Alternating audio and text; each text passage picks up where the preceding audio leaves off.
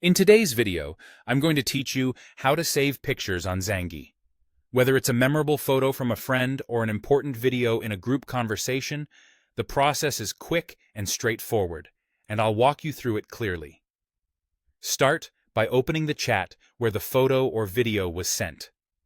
This matters because Zangi saves media directly from the conversation it came from, so make sure you're in the right thread. If the media was shared in a group or forwarded from someone else, that's fine. Just open that specific chat so you're looking at the correct message. Next, tap on the photo or video to view it full screen. Full screen view is helpful because it brings up the media controls, and that's where the save option usually appears. You can also take a moment to preview the image or scrub through the video to confirm it's the one you want. Now look for an option labeled Save, Download, or Save to Gallery/Album, and tap it. Depending on your device and app version, this might appear as a visible button, a downward arrow, or a small icon near the top or bottom of the screen. If you don't see anything obvious, don't worry.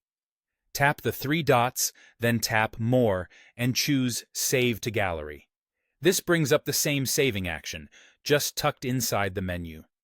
Once you confirm, Zangi will handle the rest. After you tap Save, the media will be saved to your device.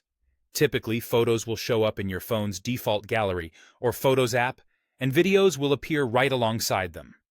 The saved file usually keeps its original quality, and the name may be based on the time it was sent or downloaded.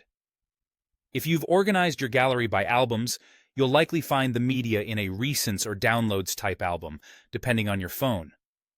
If you don't immediately see the saved item, give it a moment. Larger videos can take a bit longer to appear, especially on slower connections.